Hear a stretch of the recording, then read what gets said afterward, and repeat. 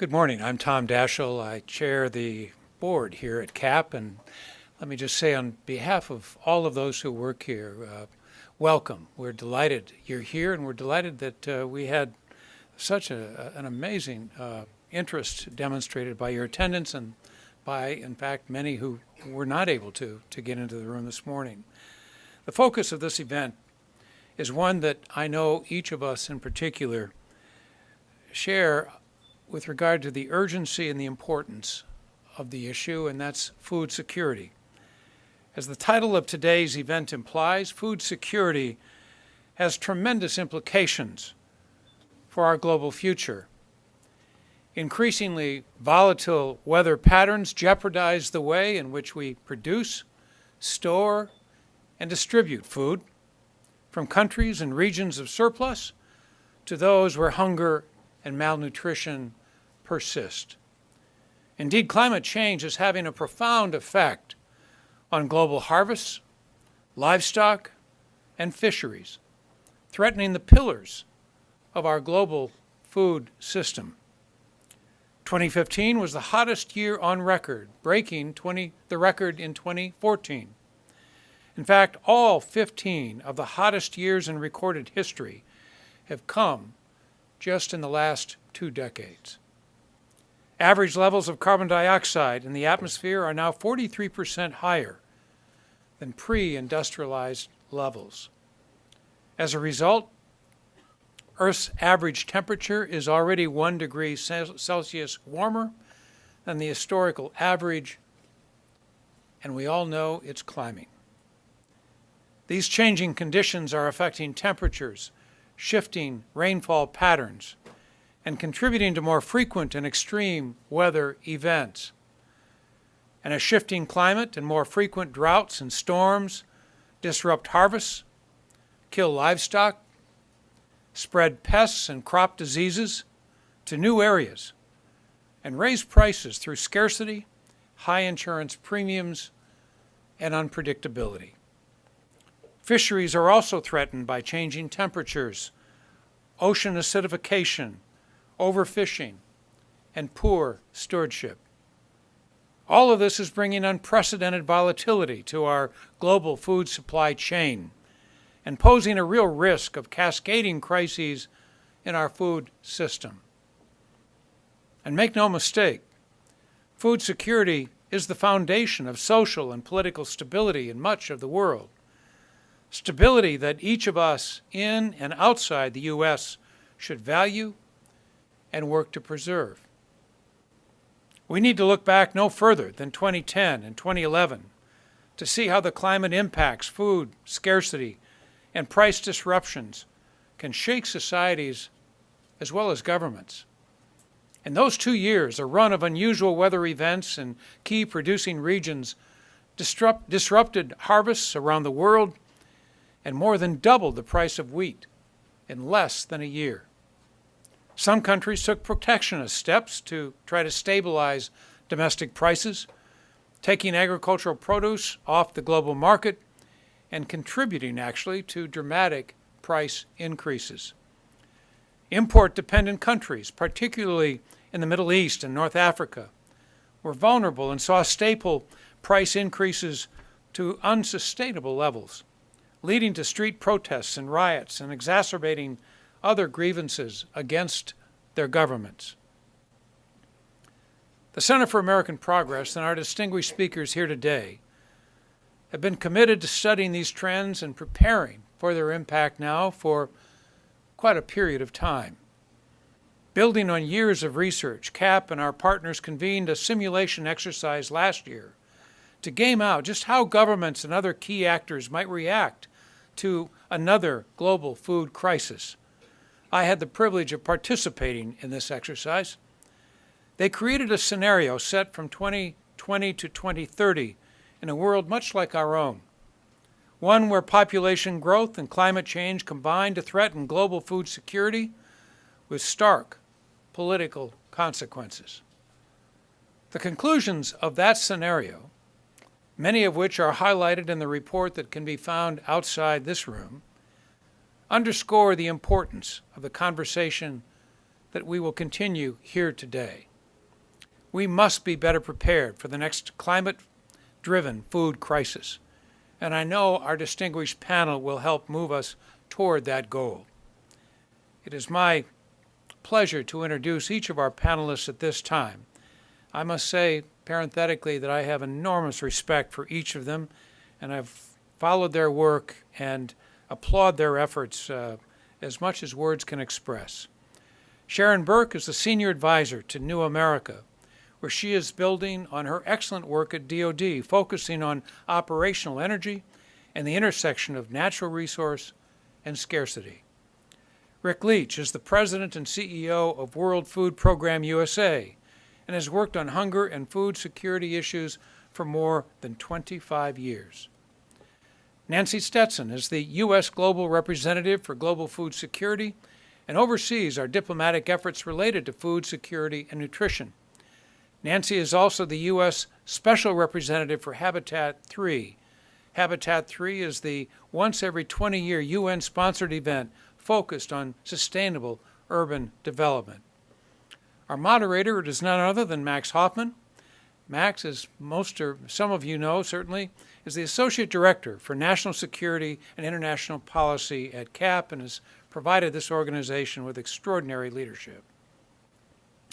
It is now a personal pleasure for me to introduce John White to frame this complex issue. John was the director of the Navy Task Force on Climate Change from 2012 to 2015, leading the Navy's efforts to address strategic concerns on the impacts of climate change and related events to global stability and national security.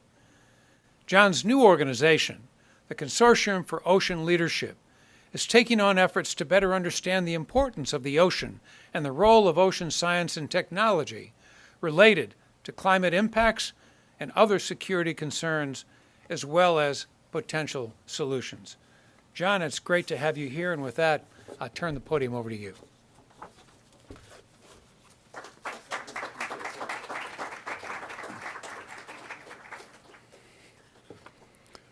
So I've already had one person asked me a question this morning based on something that was put on the website announcement for this event.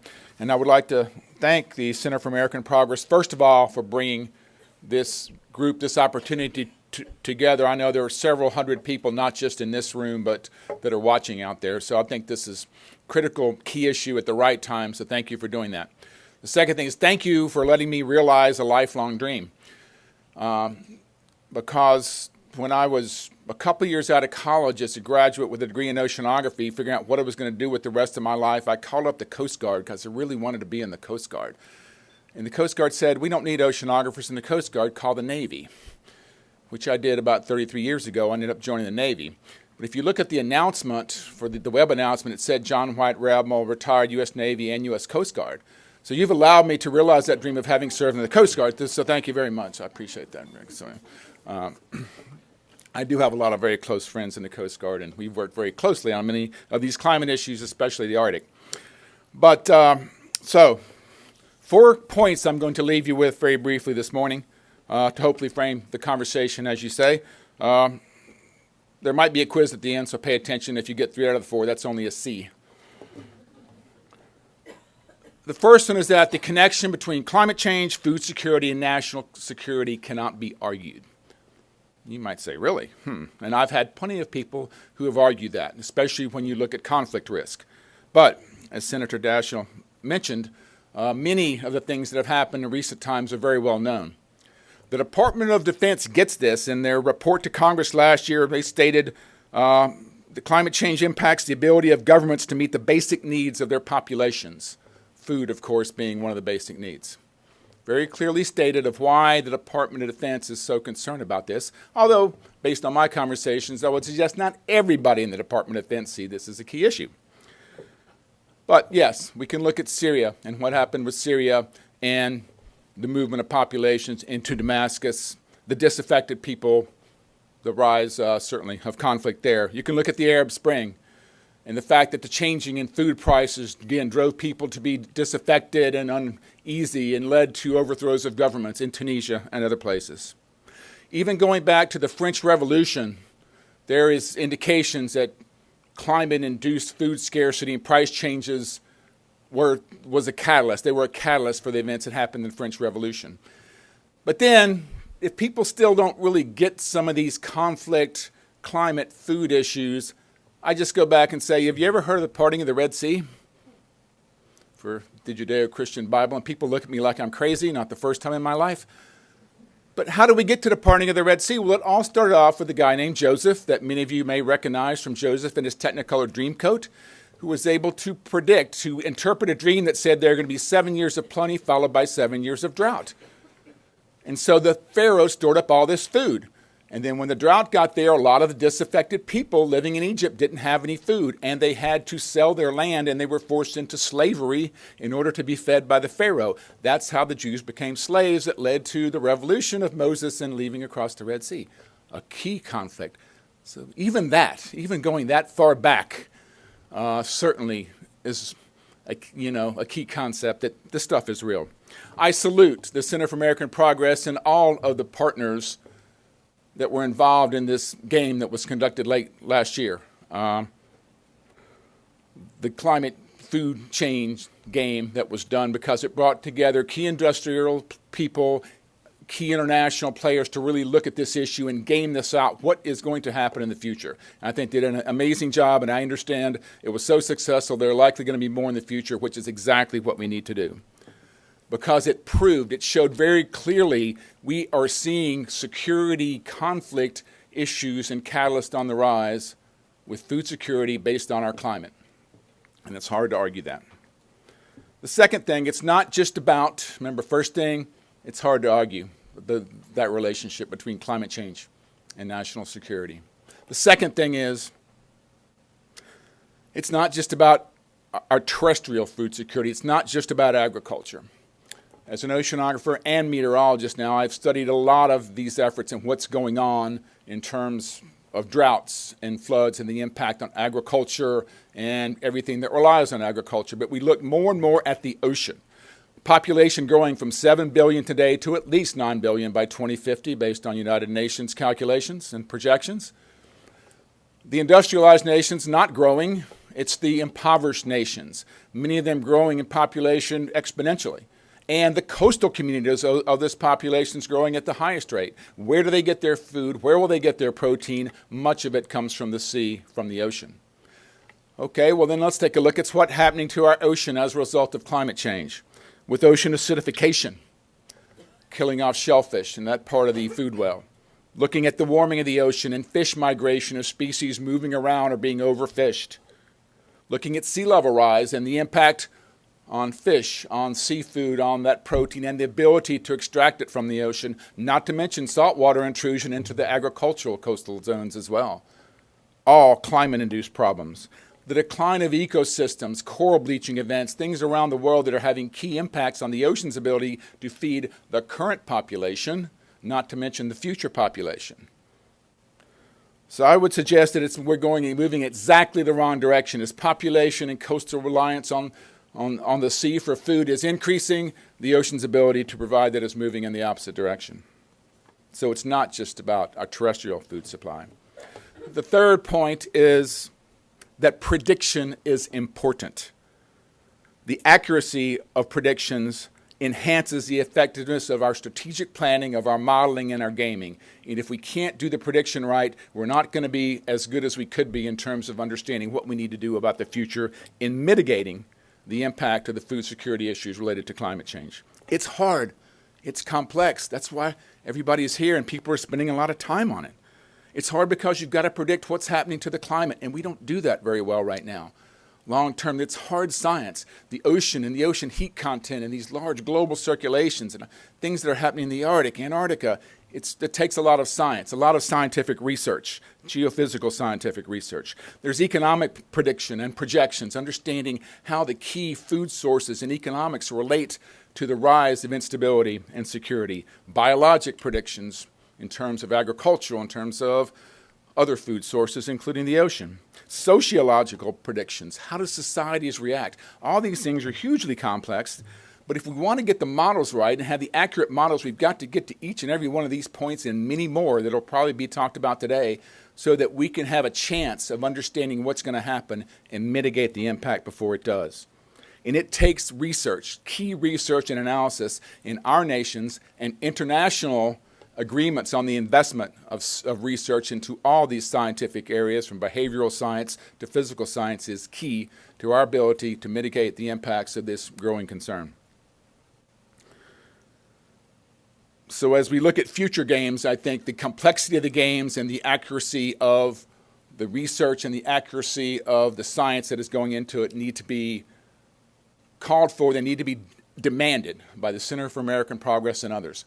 Demand it from the scientific communities that I've just talked about, because that prediction is going to be key to our ability to react, just like our prediction on hurricanes and the ability of a city to evacuate in short term from a city impacts the reaction and the success of that reaction. The fourth point I'll leave you, there is hope. There is opportunity. So Hunger Games was, sort of the title of this. So as Katniss Everdeen sat in that, that desolate city having blown up by folks from the capital, pun not intended, you could see in her face there was hope, there was opportunity, and I suggest there is opportunity and there is hope, and it's because of the efforts going on right now. Can we solve world hunger? Well, that's a phrase often used as something you can't do. Maybe we can't solve it, but we can certainly make a difference on mitigating the security risk associated with the hunger and the food security that is out there. As we look at major climate change-based food security threats that have been published in great books here and otherwise that everyone has talked about, I've talked about with the ocean, we must look at, first of all, at mitigating the key contributor, which is our climate change. So if we understand that real security, the national global security impacts of conflict risk is really related to our changing planet and our changing climate, why that's important. But we must also understand the opportunities that are out there, and the hope that it should give us is that, first of all, I do not, I think there's hope because of human ingenuity. I don't discount human ingenuity. I don't discount the young people that I talk to who are coming up with solutions. What are the entrepreneurial opportunities, the economic-based opportunities to feed, to get after these food security issues? A lot of them rest in agricultural innovation and initiatives. Many of them are ocean-based initiatives, looking at aquaculture and mariculture and farming the seas in the future, doing it in a sustainable, responsible fashion, which we have the technology and we certainly have the intelligence to do. I believe that we have the chance to make a difference and really mitigate this concern. So I ask you not to just throw up your hands and look at, well, this is really, really a big problem and it's hard. As we model the future and we get after the problem and predict the future, let's look for the entrepreneurial and economic opportunities to make a difference, to get industry and international partners involved in what are the opportunities to make a difference, because I believe they are certainly there. And don't discount the ocean. The ocean can provide us with energy, with water, with food, with all of our basic needs, and we can do it responsibly so that the ocean can recover in the meantime. So those are the key points that I wanted to make. You remember what they were? Yes. All right, good. So anyway, so it was yes. It was about that climate change and national security are not arguable. It was the fact that it's not just about the land. The ocean is the key player. And third one was a prediction, the ability to predict what's happening in all those different areas I talked about is key to finding a solution and mitigating food security impacts. And finally, keep a little optimism in there, because I am, again, encouraged by human ingenuity and the ingenuity of the people that are in this room and out there online, because you are the ones that are going to get us out of the problems that we have today. So with that, I will say thank you for the opportunity to be here, and thank you for the future.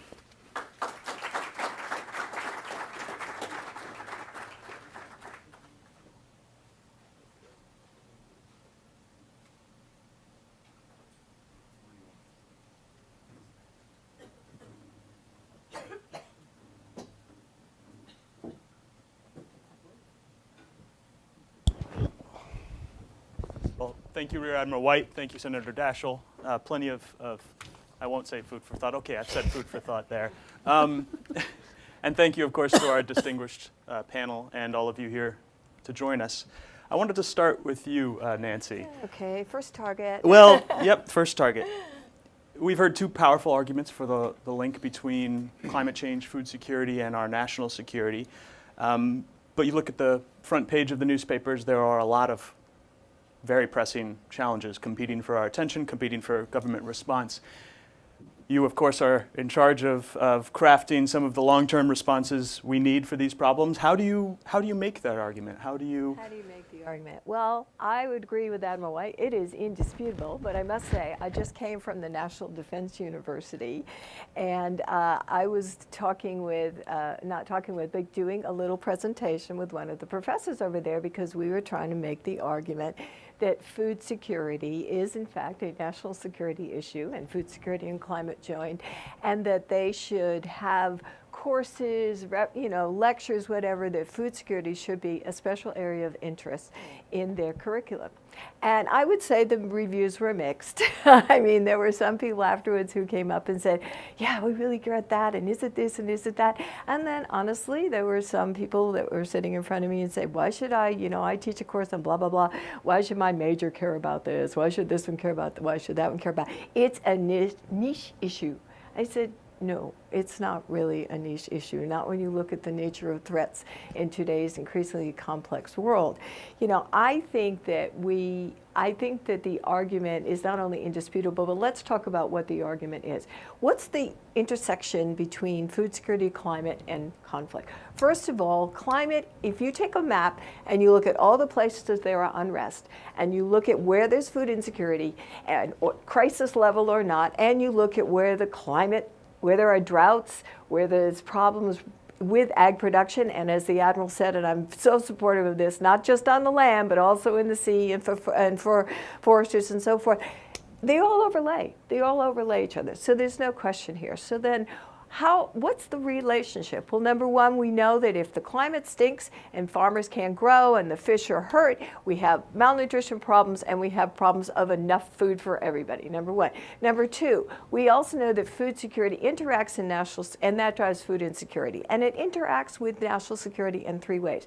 It can be a driver of unrest and conflict, and we've talked about these. I don't know, need to go into it. Arab Spring, look at Egypt in 2011, price spikes because of bad climate in Russia and the increasing prices of wheat on the global market.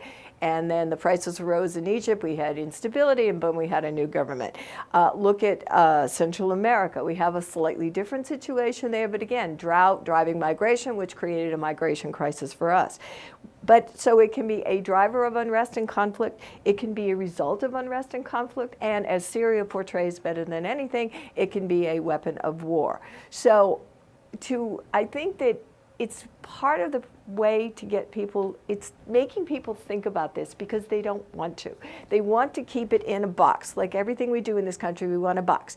And when I first came to the State Department and I went around talking to everybody, and I told them what I was doing, they all said, oh, that's really great. Go over to AID. They do great development work. And I said this here before, so I'm sorry if you all heard, and if you heard this before. But the fact is they do great development work. But we can't just deal with food security in the places where we can do development work. We have to begin to think of a new model to deal with it in places where we can't do development work. There has to be a space between the Everyday Development Program in calm countries and what Rick's group has to do, which is drop food bags and all these humanitarian crises all around the world. We have to begin to think of not only a new mindset about food security, but a new paradigm for addressing it in these difficult countries. Great, thank you. I want to come back to the new model. We're gonna I'm not get sure I into know that what the new model is, but I know we need one. Well, good. That's one of the ones you can punt to the others. Rick, I wanted to bring you in.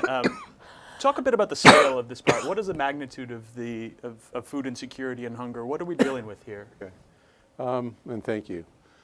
First, in viewing the issues from a food security lens, I think it's important not just to think about the impact of climate change, but also the impact of the growing numbers of people displaced by war. Both threaten food security, both pose major threats to global stability. So as we look at the issue, we need to think about how we help countries grapple with these threats, how we help countries build capacity to address these major shocks and to meet growing demands for services. And so as we look at these two large areas of threat, we need to look at it not in separate boxes, but an integrated strategy. And then to step back, to answer specifically to your question, climate. Those most at risk are the most vulnerable already. So when you think about those who suffer from hunger, 80% of the 795 million people who suffer from hunger live in countries that are most at threat from the impact of climate. About 22 million people are displaced annually because of the impact of climate change. Then think about the humanitarian crisis related to conflict. Numbers were just released yesterday from UNHCR, the latest numbers. We now have over 65 million people displaced because of war. Last year it was, we have not had this number displaced since World War II. We are now saying we have never in recorded history had this number of people displaced because of war. And where are these people? They're not in the United States, they're not in Europe. They're mostly in developing and middle income countries. And they're not going home soon. The average time a refugee is out of their country is about 17 years. Major threats. So I think as we look at these issues, and the other point on the refugees, we are now also looking at some of the lowest numbers of repatriation. Last year, about 120,000 people went home. And it's not because they didn't want to go home, they want to go home. You ask any refugee, where would you like to be? The answer is home. It's just wars are not being resolved. And I think that's a big issue that we're not going to grapple with today, which is how do we prevent and resolve conflict? How do we deal with the underlying causes of climate? Those are obviously big issues that we have to grapple with. But as we think about the challenge, we need to look at it all together in a comprehensive approach. We know what to do.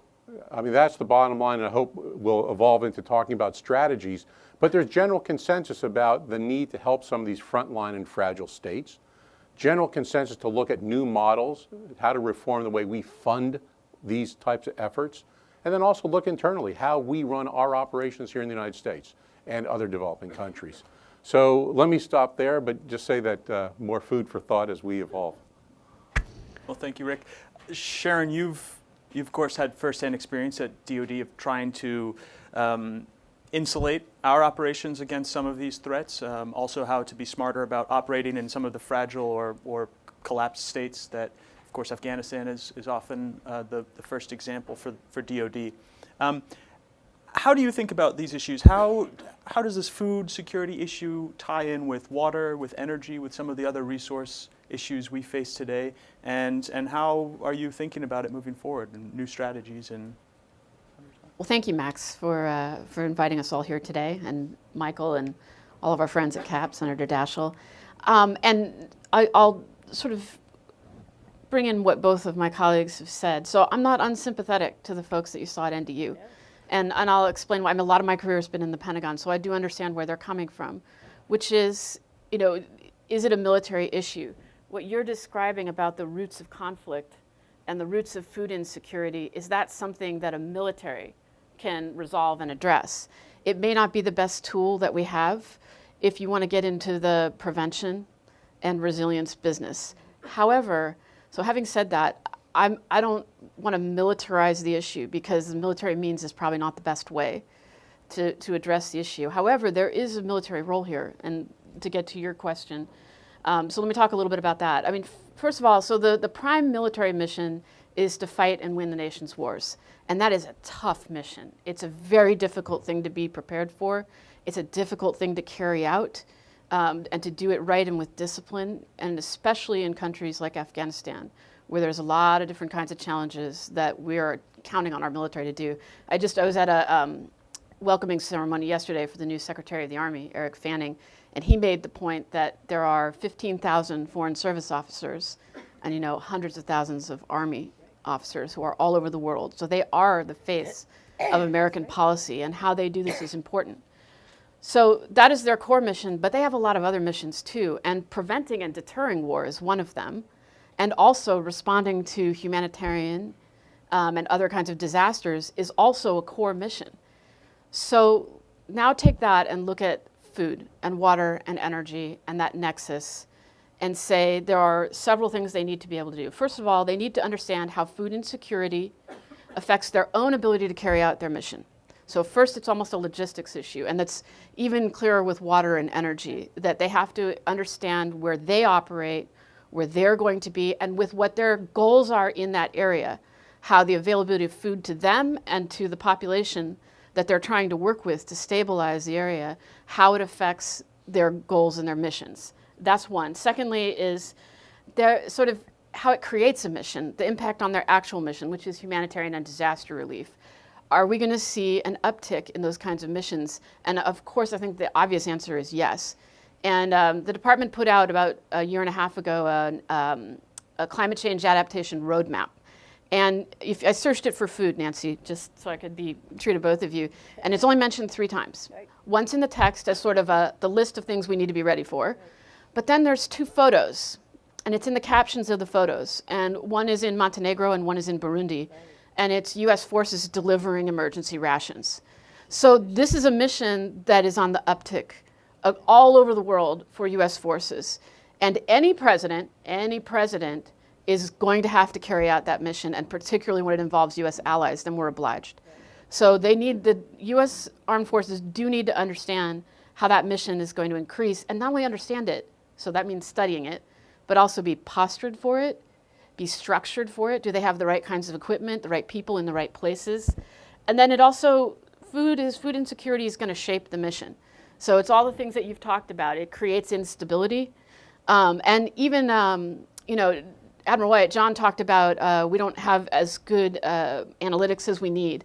And some of that is starting to develop. One was Project Foresight, that was a national lab and Arizona State University project. Another is at Virginia Tech called Embers. And one of the things that Project Foresight found is that even when it's a water insecurity problem, and they were looking specifically at the Niger River Basin, people experience it as a food problem. So this is where where insecurity is going to be born and instability is going to be born. And our national security architecture needs to understand how that affects stability worldwide and how it affects the military mission.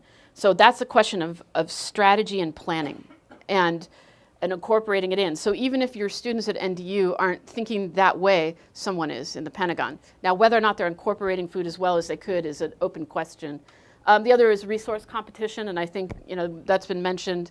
That's also you'll see that in all DoD strategies, and there's like a bouquet of strategy documents. There's many different strategy documents, but the core ones, which would be the Quadrennial Defense Review and the capstone concept for joint operations, are specific about resource competition being a driver for conflict and instability. And then the last is food as a weapon, which there's a long history of that being a problem. Stalin, you name it. Leaders use food to destabilize and to go after vulnerable populations for political gain. All of those things, and again, I want to go back to when we're planning operations in another country, whether it's combat or it's humanitarian, if you don't take into account the food stability of the area you're operating in, you won't be able to stabilize. And so the department needs to understand better how all these issues affect their planning, their operations, strategy, long-term strategy, the mission. And I go back to, having said all of that, they're still not the key actor in this space in my mind, because we shouldn't just be responding. We should also be preventing. And I know that's what your job is. And so the question is how to empower you within our own government, in my mind. Well, it's a perfect segue, Nancy, to the, talk to us about the diplomatic efforts to insulate. What are the venues, the forums that you are pursuing these? On the diplomatic side, I mean, as I said, first of all, there's sort of a challenge within the department itself, and we're making great headway, and I'm pleased with that. But, just as the president said, let's operationalize climate throughout our diplomacy. We're now trying to operationalize food security out our diplomacy. And, I did national security issues for 30 years. It's a lot easier to think about the political thing and who's doing what and what up and what not. But getting people to also put in the talking points, the economic, the issues like climate, food, water into these talking points isn't so easy. That said, I think that the way we do it, the way I do it out of my office is, first of all, being pushy. So I have initiatives that I work on with other bureaus to try to begin to get food security and climate into their head and why we need to address it. Secondly, there's a whole host of diplomatic fora we work through, everything from the G7, where the president has been very far out there on food security and climate. We work through APEC. My office is now doing initiatives on both climate, smart food security, and urbanization as well, because the demographic trends with people moving to cities, many of them farmers, and cities can be the cauldron in which tensions boil, that's going to have a huge impact not only on the countries that are already hardest hit, but frankly, the intelligence community assessment that came out last year showed that many of the countries that are strategically important to us, the United States, in 10 years will be more food insecure than they are now, and that a lot of those countries are in Africa and Asia, the countries that are already in bad shape. So we go through APAC, we go through G7, we go through the G20 processes. We try to embed food security and climate in all those processes. I must say, but we need to do more, which is also embed the linkage to national security, which sometimes is harder to get other countries to buy into, and also the impact of urbanization on both national security and food security, and even on climate. How do we address that? So, from a diplomatic side, we do it through initiatives, we do it through introduction of ideas and text,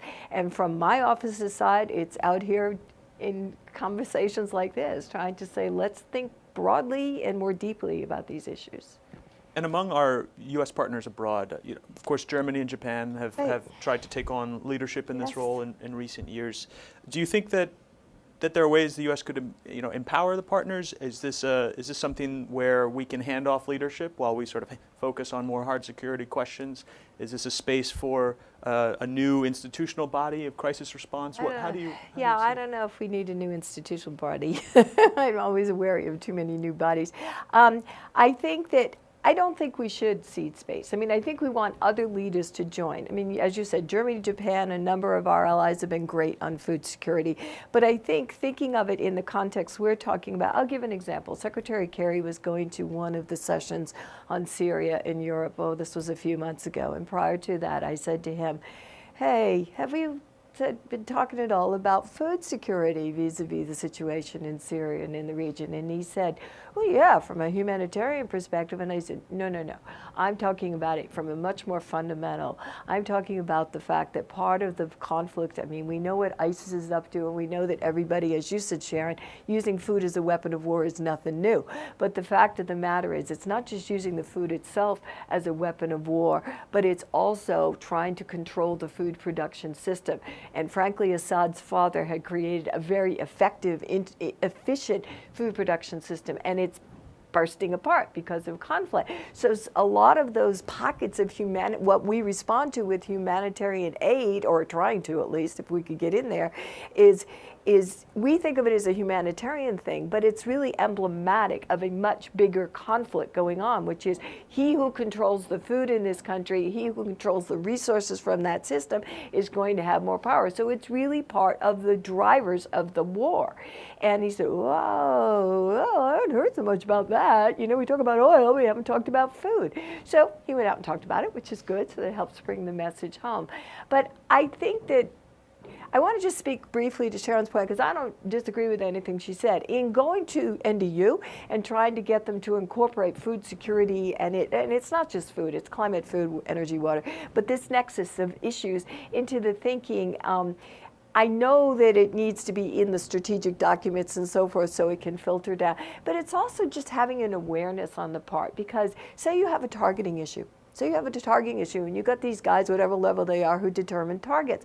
And they say, oh, yeah, those bad guys are over there. They got the granary. Let's just bomb it.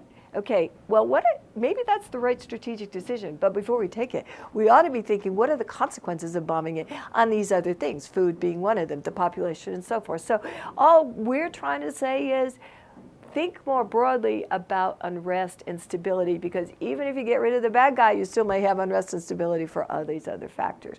I think what we need to do is maintain our lead in this issue, but bring other leaders along and get other key countries like the Germans and the Japanese and also the developing world itself, because it all is fundamentally about governance. As Rick was talking, if you have bad governance, all of these challenges are very hard, and they're not all military responses by a long shot. So, I think we want to open the minds and drive others to look at it more broadly as we do.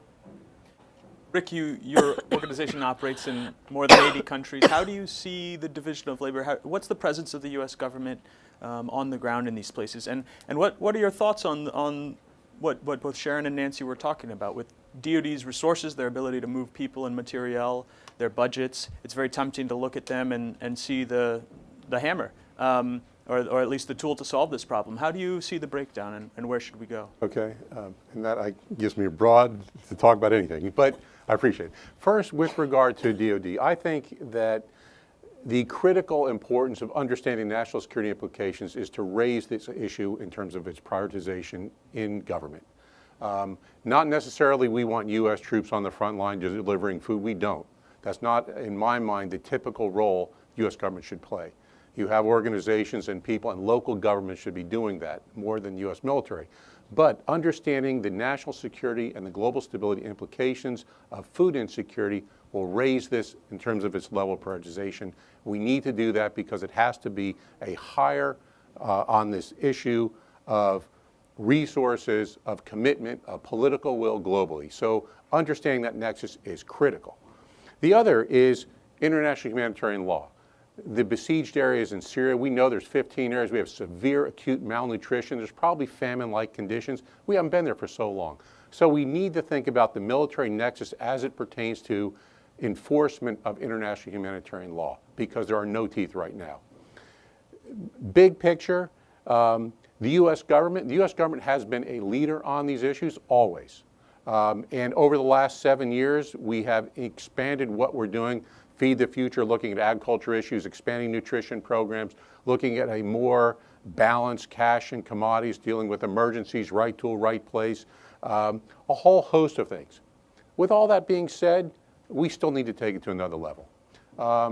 If you just look at a financing element, looking at to deal with the humanitarian crisis last year, OCHA puts out this list of immediate resources needed to address basic needs. I'm talking about food, water, shelter for refugees. Last year, it was $20 billion required.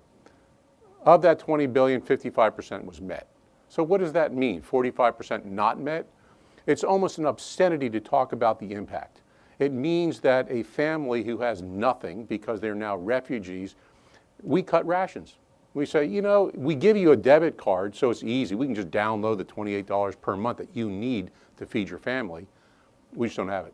So we're going to do $14. I can tell you stories from Lebanon, for example, with Syrian refugees, where a mom described tying a ribbon around her child's waist and pulling it tight to deal with hunger pains. That's obscene. And that's just, we didn't fund it. We knew we had the capacity. Another story where we actually deliver messages via text. There's a lot of technology. The private sector helps us develop a lot of these tools.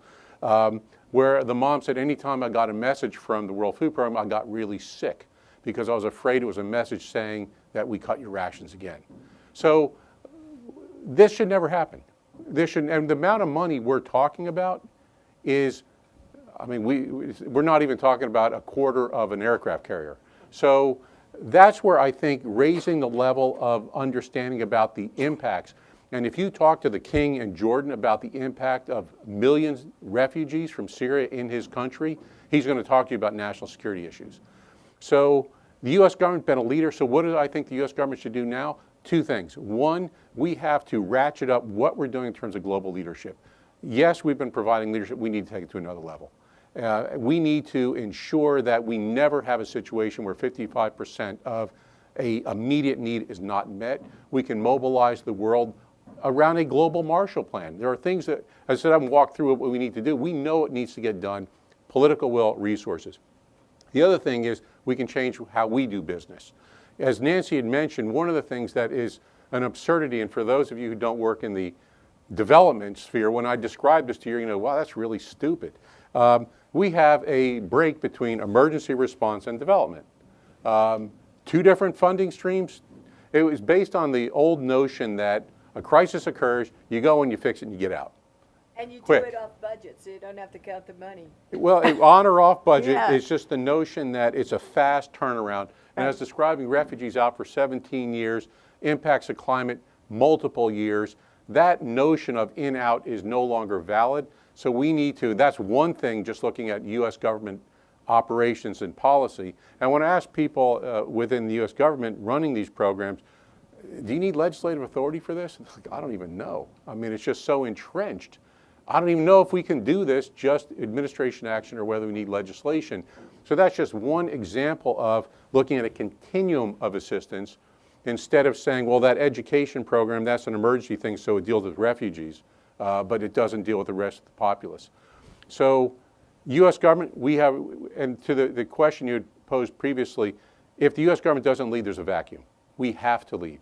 And Senator Graham has spoken about a Marshall Plan. We need something of that level. And it would be good for the world, bring us all together around a common focus that we need to pursue. This is definitely a national security issue. It's definitely a global stability issue, and we can make a huge, huge impact.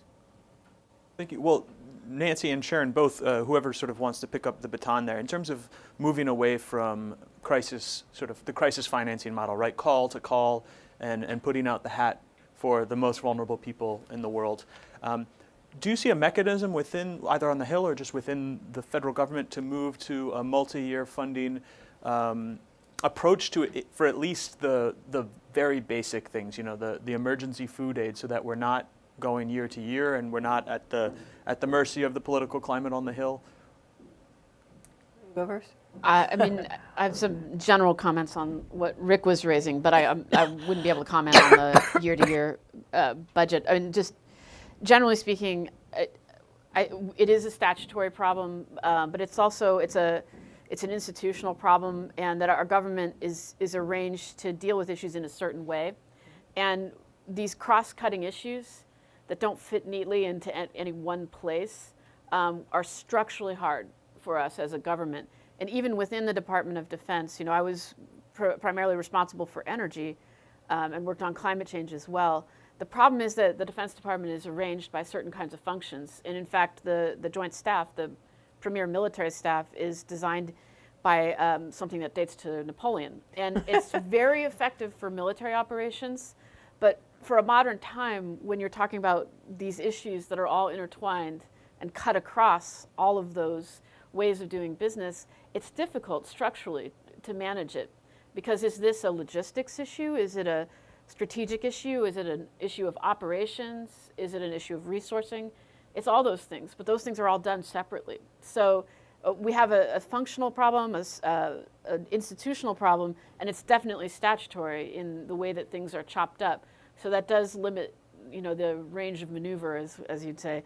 I think there are places where we can fix it, and there are allies we can work with on the Hill. Certainly in the Executive Office of the President, there's some opportunity to rearrange, but it's, you know, to some extent, the arrangement of the leadership there is going to reflect what's happening in the rest of the federal government.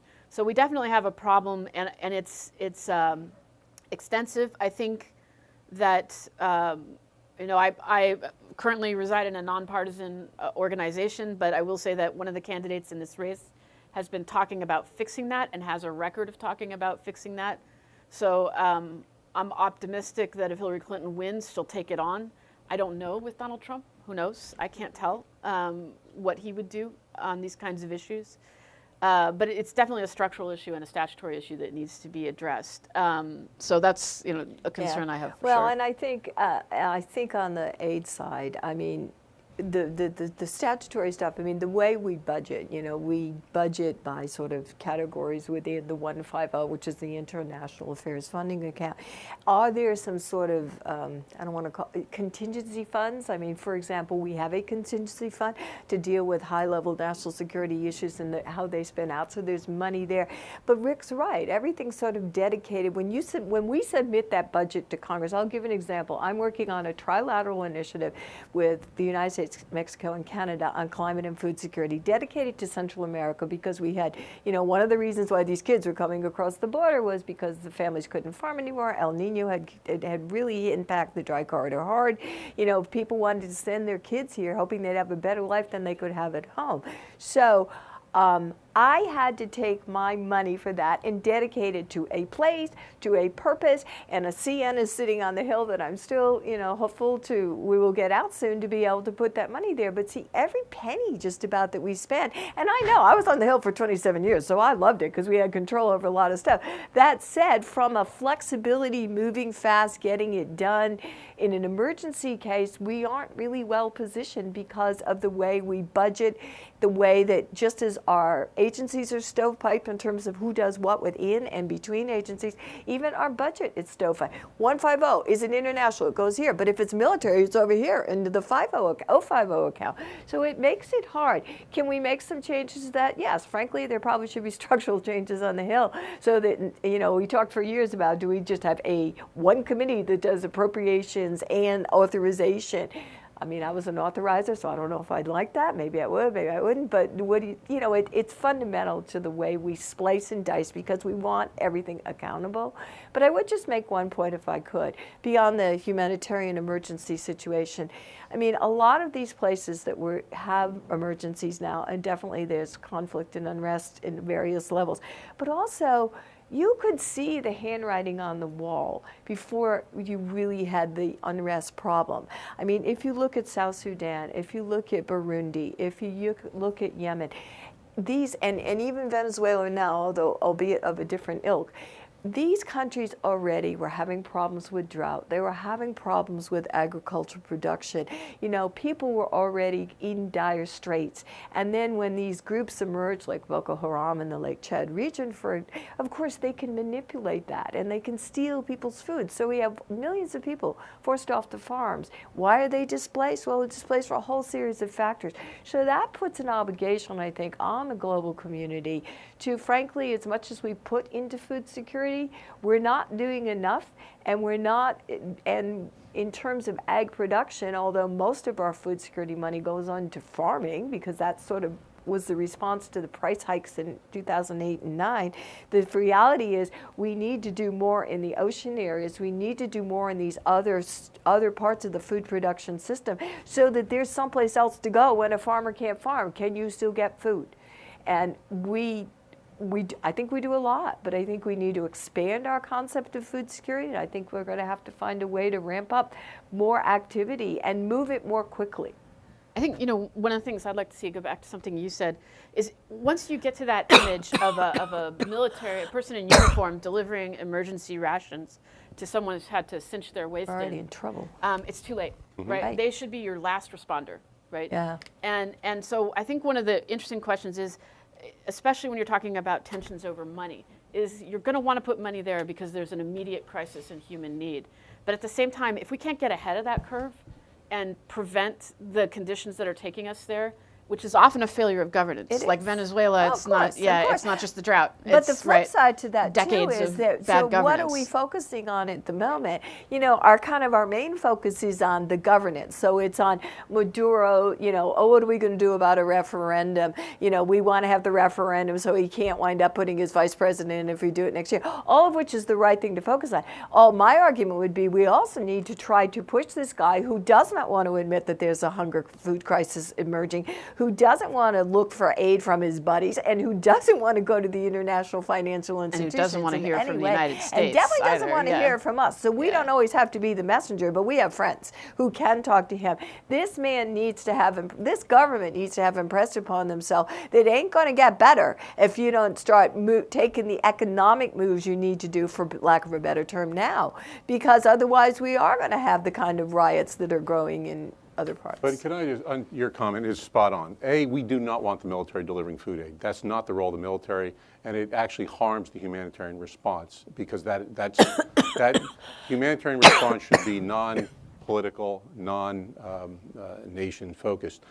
But there are things to do, and the key is prevention. And so let me just run through a few things. We know what to do. We know how to prevent this. The question is doing it. So we even have early warning systems. We know well in advance that we could have a food security crisis.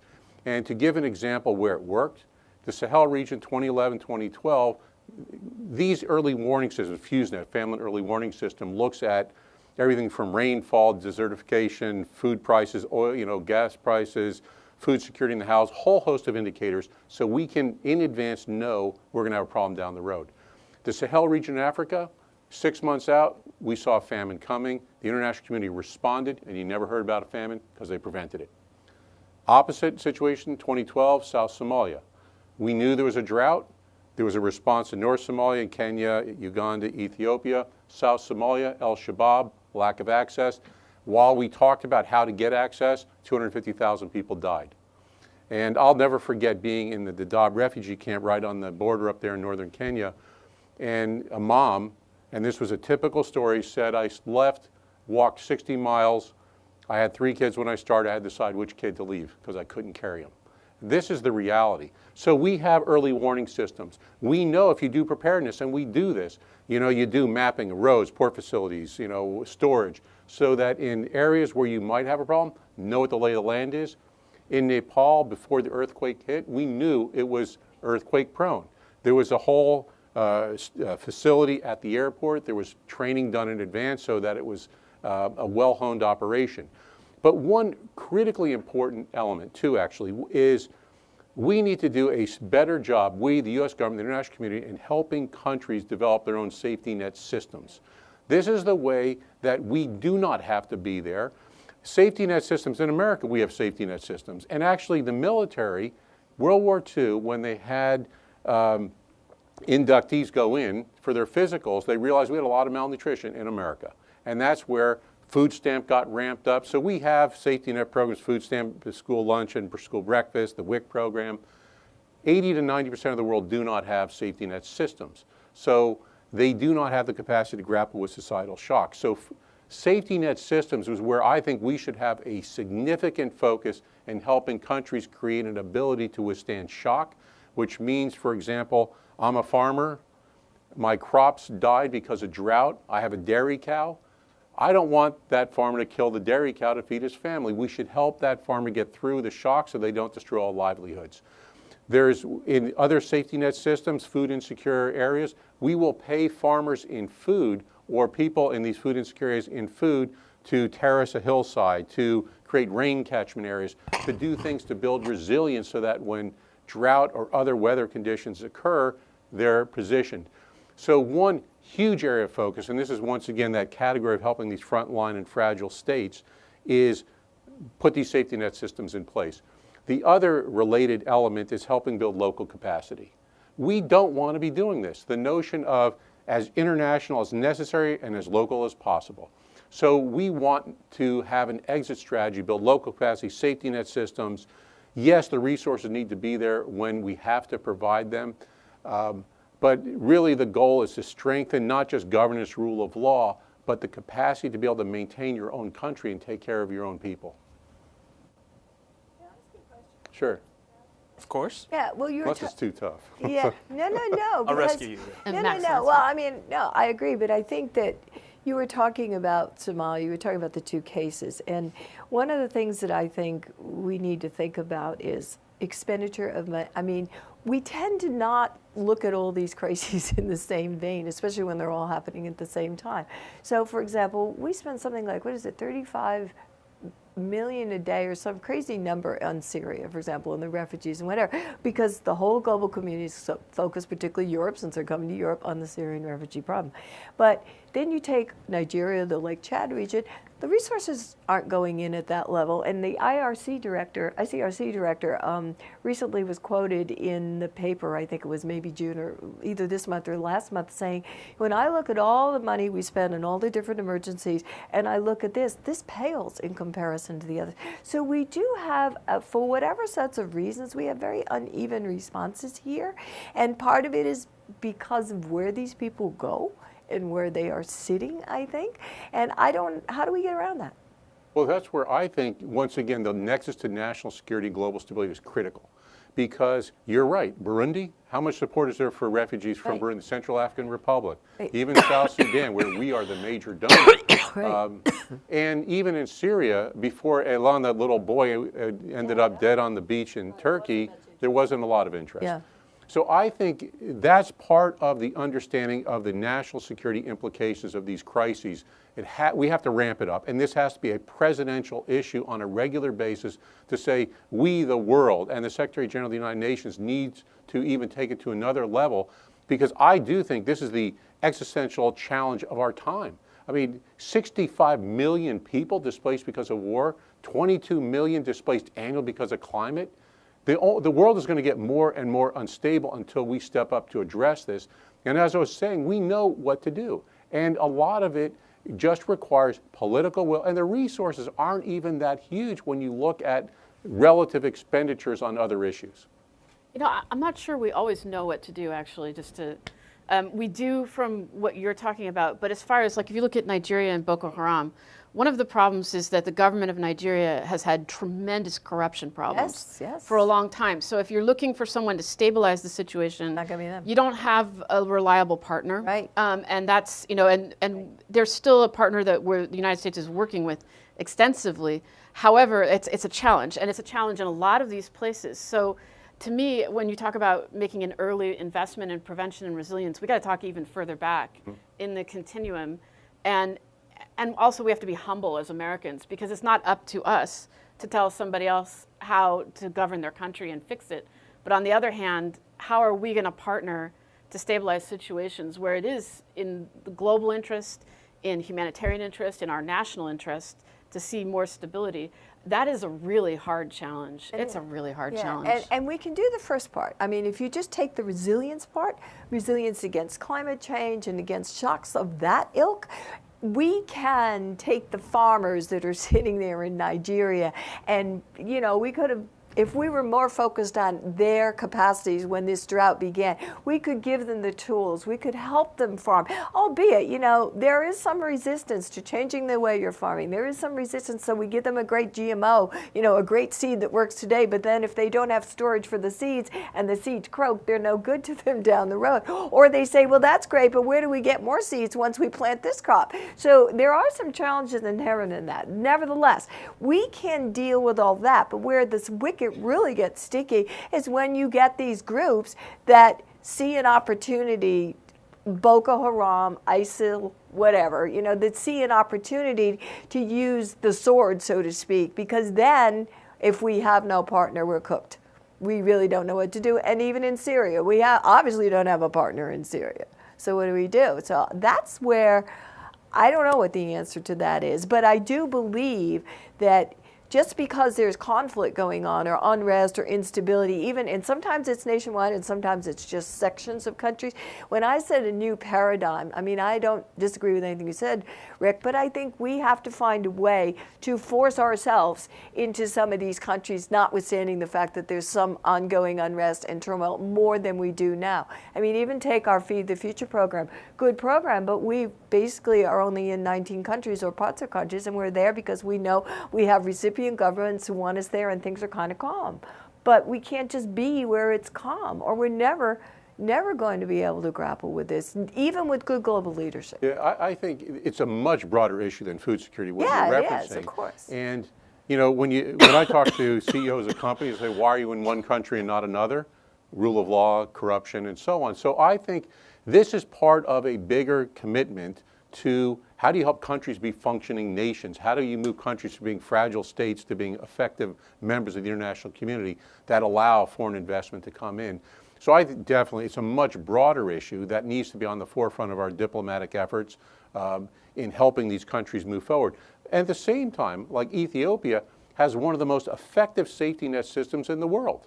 And they did this during a process of many years dealing with very difficult circumstances, to the extent that now, facing one of the worst droughts in over 30 years, the El Nino that's hit Ethiopia, they've been able to ramp up their existing safety net system to reach an additional 8 million people, $700 million out of their own treasury.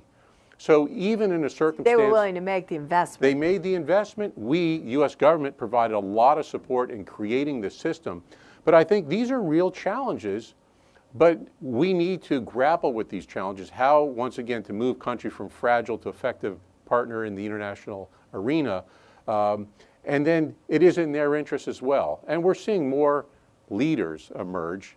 We still have difficult circumstances, but if it's a priority, it's something that we just will work out over years. But Sharon's right, and though. that It goes back to priority your point too, about yeah. us stovepiped ourselves. So having that conversation, right. you know, what do? We call an interagency meeting and hope for the best.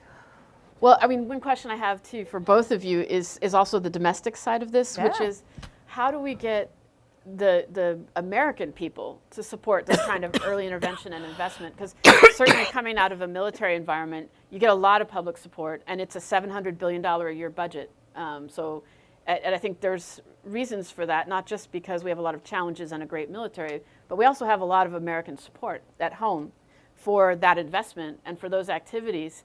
How do we get more domestic support on the front end of that? Because I think historically that's been problematic. You know, Americans are more on the response end. They're very generous when there's a crisis, but less supportive of early intervention and investment on the front end. You know, I think that when you make it human, there's a deep base of support. If you ask, and polling has been done, would you pay more in taxes to help feed a hungry child? The answer is always yes, and we're talking about 80 to 90% of America says yes. So, and then you talk about foreign aid. I'm against foreign aid. Well, did you realize it's less than 1%? I mean, I had a guy on my board who said, we should run a campaign no more than 2% on foreign aid and get a 100% increase. But I think that you make it real, people support it. And I will tell you, in the United States Congress, right now and over the last 7 years, Congress has provided more money in the food security accounts than the administration has asked for every single year, and it's a bipartisan effort. And I can sit down with the most conservative, the most liberal, they support this. And they're putting literally, and I love the president, he's done a great job, and I think the leadership out of the State Department, but we're talking $500, $600, $700 million more than the president has asked for, Congress has put in the budget. And we're talking a Republican-run Congress. I think there's a new generation of Senate Republicans in particular who are willing to go to bat for these issues. So, I mean, that's an interesting dynamic. And in the House. I mean, this is bipartisan, bicameral. So I think But that's emergency aid. That's not the long-term development it's across the board. They've programs. provided $1 billion for Feed the Future, which is Yeah, not but- emergency. No, but that's been pretty much the level of Feed the Future for a number of years. There hasn't been a huge, big ramp. No, but it was zero. It Well, was zero 7 years before ago. the program was. So, But we'll go ahead, finish. I up. was just going to say that I think that priorities get attention. Attention produces resources. I am very optimistic that with a commitment, a sustained commitment at the highest levels, we can take what we're doing. Remember back to the Marshall Plan. There wasn't a lot of support early on for the Marshall Plan. Now we look at it as the most incredible thing, but there was not a lot of support. They built the support, and that's where I think the relationship with Department of Defense and others to say, you know, we can put troops on the ground or we can do this stuff.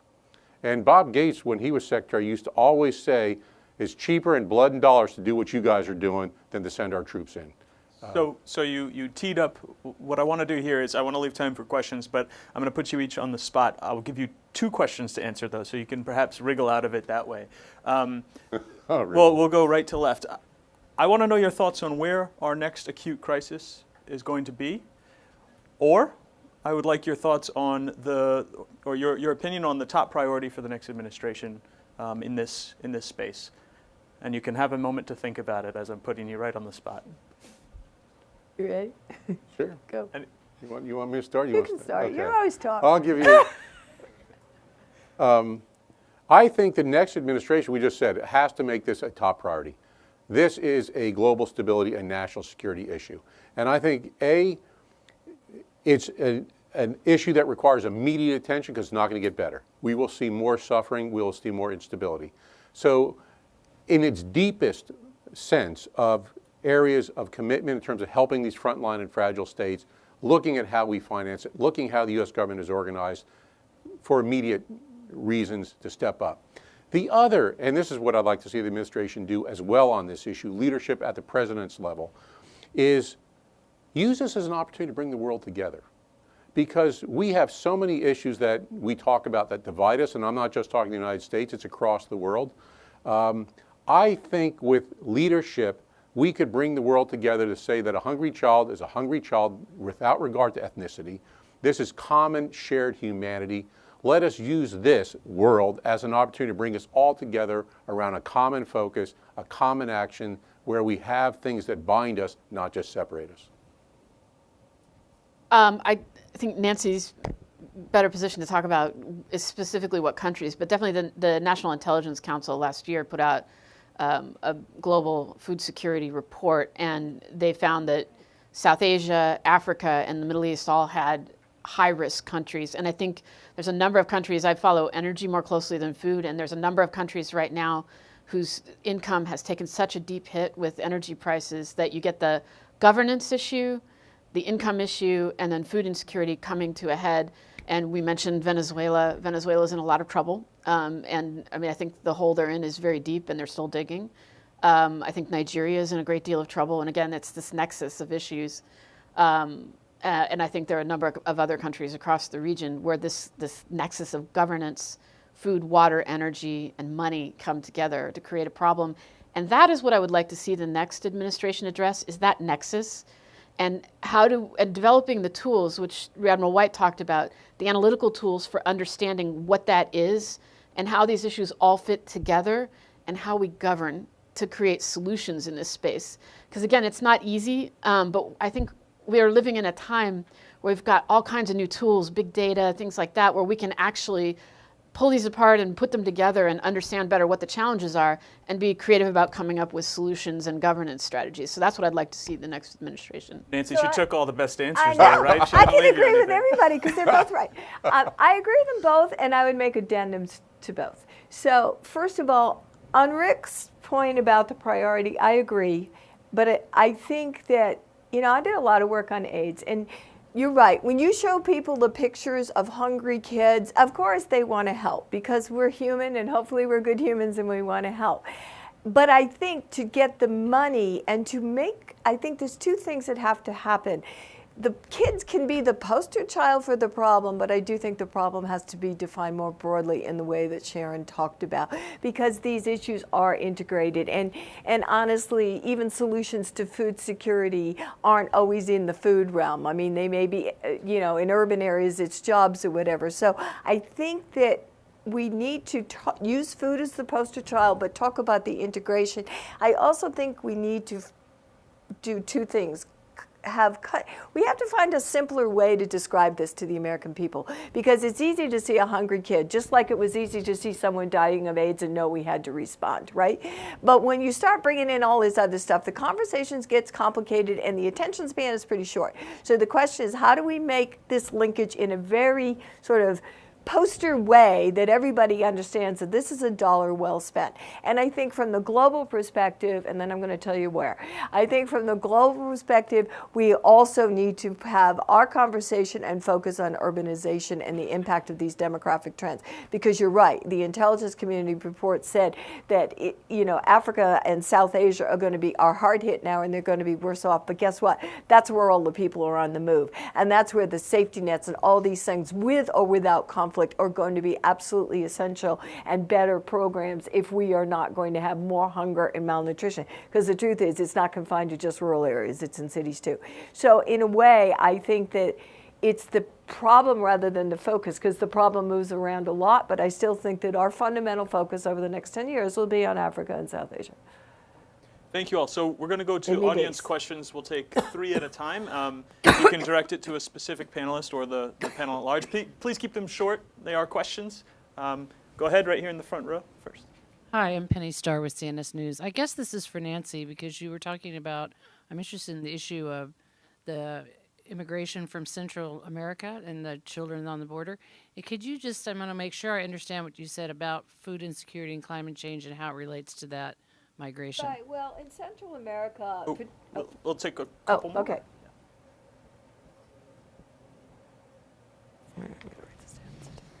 Hi, I'm Alan Kotak with Science and Enterprise. A question for Ms. That doesn't work. Leach. Most of the discussion we heard was concerning what government responses and government actions. Is there a role for the private sector here, the business sector? What can companies and businesses do? If things continue the way they seem to be occurring, eventually the food prices will increase. That will directly start affecting Americans, and so maybe that'll be the wake-up call, but we hope we don't have to get to that point. But so the prices of food. The other thing is, as the oceans rise, there are going to be more people, massive numbers of people are going to be on the move. and the security issues that's going to create. I mean, it will make Europe look like just a kind of an introductory chapter. All right, great. We'll take responses of the first round, and then we'll get back to some more. Okay, you want me to start with? Yep, that? you were Okay, directly. Yeah. Yeah, in Central America.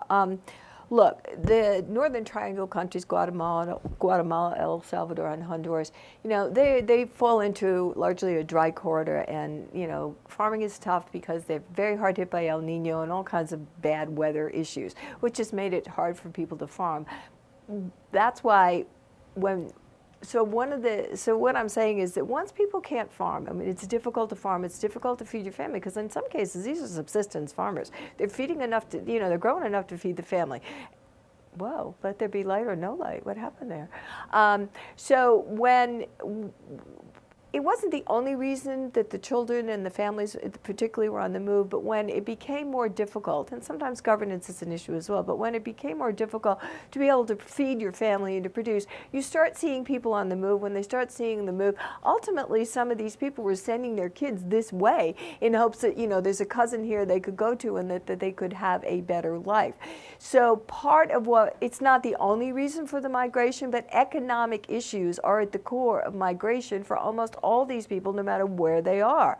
And so one of the fundamental elements of the President's Central American strategy is resilience. How do we build resilience to shocks, to climate, to, in some cases, unrest, if you can? How do we build that and help these people have a reason to stay where they are, and also to have food to sell so that there are markets and jobs for people in the cities, which is a big challenge in many cases, to buy the food? So that, you know, we tend to think about food security, frankly, largely in rural areas because we think about ag production. What we need to do more of, especially as people move to urban areas, is think about this, the relationship and the links between the rural and urban areas, and almost think of them as citywide regions, because that's those planters in both areas. I mean, I'm not talking about the farmer that's 20 miles from the other guy, but, you know, where people are congregated and where secondary cities are developing. It's the planning in that area that's going to make all the difference in the world, whether everybody is food secure and whether everybody has good food. So it was one, not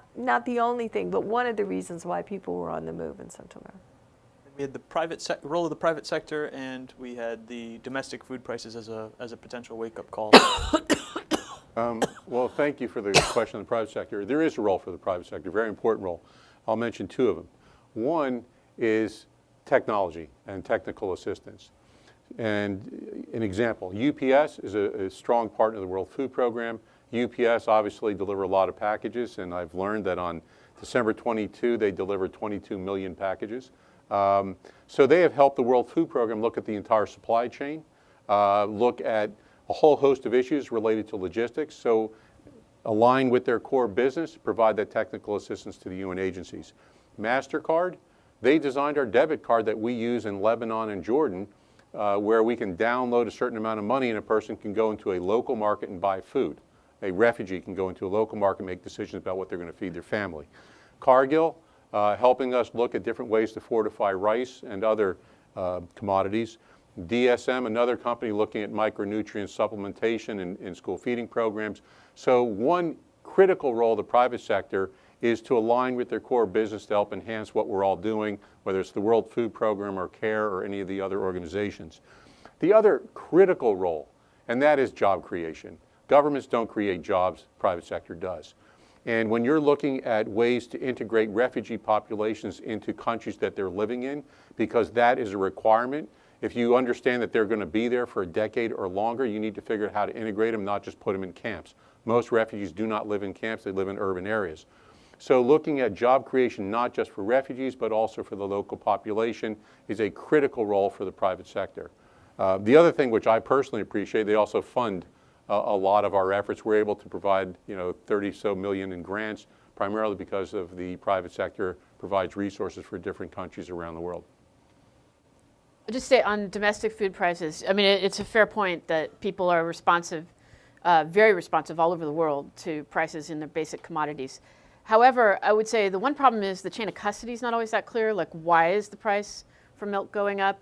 And that also there's a lot of psychological research on the problem is that people get angry when the prices go up and their disposable income goes down and that the decision space when you're angry is very small, and people don't make good choices when they're angry. So, and I think there's a lot of evidence worldwide that high escalating food prices, especially if it's sudden, is actually a really destructive thing for addressing the longer term challenges. So I get where I don't disagree with you that people kind of need to feel it on a visceral level to really mobilize their support, but it might not mobilize it in the right way is the thing I would be concerned about. And can I say on that point, the clear data we have, because we talked about the impact on security and instability, the data that we have that is definitive is price increases, riots. Right. We've seen that Absolutely. around the world, and Seeing it in long-term data. Venezuela. Yeah. Yeah. Yeah. This weekend in Venezuela, exactly. We'll take 3 more. My name is Phil Thomas. I'm with George Mason University. You all have mentioned political will frequently today. My question is, how do you achieve and sustain political will, i.e. the Congress, the executive branch, the private sector? You look at the AIDS crisis and PEPFAR. There was an example of political will constructively used. Can you do that with global food security with such a complex issue? Yes, good morning. Thank you. Given that this is titled National Security, Climate Change, et cetera, I'd like to ask, I guess, Nancy, if she had someone with the CIA with her when she was approaching the Defense College and saying that these are the terrorists, the insurgents, the gang people of the future.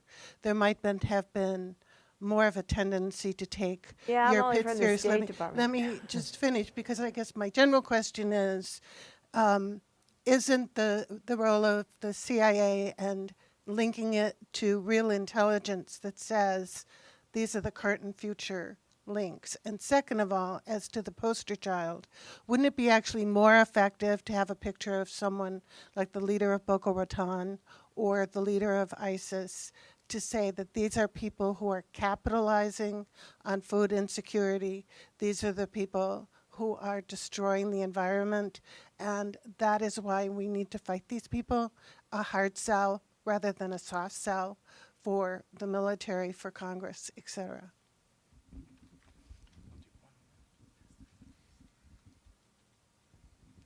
Hi, thank you all for being here.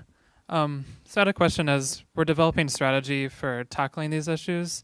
I think there's an inherent environmental justice problem, or just a justice problem in general, as we're dealing with vulnerable communities, I mean, both domestically and internationally, who are often low-income people of color. And so how are we incorporating environmental justice, food justice, into our strategy as we go into these areas? Great. So we had a range there. We have food justice, we have the role of the intelligence community and the hard sell. And wait, I'm sorry. Political will. Political will. Of course, political will. Yeah. On the Perhaps the intelligence hardest of all. community, quickly, the CIA does have analytical. It has a center on climate change and national security. It has a directorate on global issues. The National Intelligence Council has a whole directorate that looks specifically at this and put out a food security study last year. The problem is that the CIA is decision support. They provide an analysis. It's the policymakers that have to put it into play and that also have to ask for it. So there has to be a demand pull for that kind of information. So I'd say they're doing this, and more than we would know publicly. But that's not the problem. The problem is where's the clientele for it. And you said, the hard sell rather than the soft sell. I want to push back on that because not every place where there's a drought or a famine or an energy shortage creates terrorism.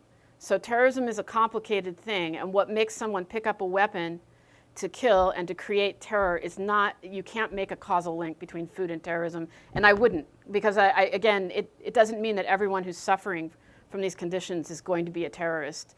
So the reason that ISIS is a terrorist group is complicated, and I think making a causal link is a problem, and also will lead you in the wrong solutions. But it should be part of the discussion, and your point is apt that way. And for political will, I'll let my colleagues go on about that, but I'd say I don't use the term because I think sometimes it becomes a secret cover for what's the real problem. like why isn't something happening? Because it's really generally not a lack of will. There's usually a lot of reasons why things that should be happening are not happening. And I see a lot of people with will. That's not the problem. So I would say peel back the top of the label and find out why things are not happening. It's not often a lack of will. Or it depends on who you're talking about. Yeah, so I'll see. I will follow up. I agree with Sharon. I don't think that we want posters with ISIS heads because it just suggests that, well, it's a military problem and let's go out and kill everybody. And, you know, there's definitely a military effort. Although I would say that's not how the military necessarily solves all all the the problems. problems. But if you put up a poster with the head of somebody from ISIS and you just kind of throw it out there in the public will without much, it could actually kick back to thinking that somehow it's just about getting the bad guys. And it's not just about getting the bad guys. The bad guys manipulate an already bad situation, and they use food insecurity, they use all the factors that created it against the people, or they use it for their own means, whether it's revenue raising or whether it's trying to, you know, lure people in to support them because they can give them food or whatever it is. So the problem of terrorism is the separate, and Sharon's right, just because somebody's hungry doesn't mean ergo they're a terrorist, and we don't ever want to suggest that. With respect to taking someone from the Intelligence Committee over to the Defense University this morning, again, Sharon's right. They've done a lot of stuff. That Intelligence Committee assessment on food security, it was about 4 years in the making. It came out last year, and it's good, and it's unclassified, so I recommend anybody who's interested to take a look at it. And it is my desire, before I leave this place, to perhaps take it higher above my head to a higher level in the department, and perhaps have something going to the intelligence community telling them, let's do more collection in this area, in this nexus of food, energy, water, because, you know, part of what they collect is what they're told to collect by policymakers, because they're not the policymakers. Quickly to say political will and PEPFAR. I worked on PEPFAR. I did the legislation that became PEPFAR, and you're right. Part of why it was easy was because it was happening fast, it was going around the globe, and we had a problem here. We had a problem in the United States, too, with AIDS. And the response was fairly, you know, we knew certain steps that were pretty easy and concrete to point out about how you had to have treatment, mother-to-child prevention, certain things we knew we had to do. So it was a fairly contained way of describing the problem and getting the money. And I think food security, Rick is right about a lot of the steps, but it's a much bigger issue because it connects to so many things. So and I think the will is there. It's just you have a lot of competing things with scarce resources, which is a typical bureaucratic response. I'm sorry. So let me just, to Phil, and I should note, Phil Thomas was one of the leaders at GAO in writing a lot of the really brilliant food security reports. So a lot of the achievements over the number of years has to do with the work that he did. And I think part of good governance, every country should have a GAO. It would really enhance, I think, governance around the world. To your question, I don't have a problem with the political will. In some respects, it's about prioritization, as you said. Right. And I think to answer your question, how do we sustain this? How do we create a global, a nationwide movement, a global effort? I think, one, political leadership from the White House. It has to be the President of the United States. PEPFAR, the President of the United States with the Chairman of the Foreign Relations Committee, that helped get PEPFAR done. So I think political will, prioritization, a top priority of the President. I think the hard support, meaning the connection with national security from the Defense Department, the connection to global stability, we got to do it. It's not just about feeling good and humanitarian. And then I think the soft piece, which is all of those pieces and who mobilize the public, you know, the entertainment community and all the others. I think it's eminently doable.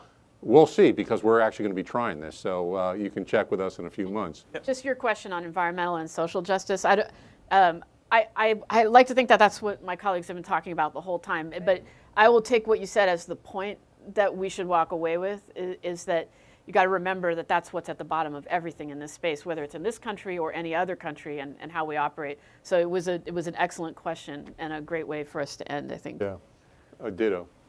Thank you all for coming. Thank you very much to our panelists. Thank you, Admiral White and Senator Daschle, and thank you, Billy, and the events team for putting on, as always, a wonderful event. Round of applause for our panelists.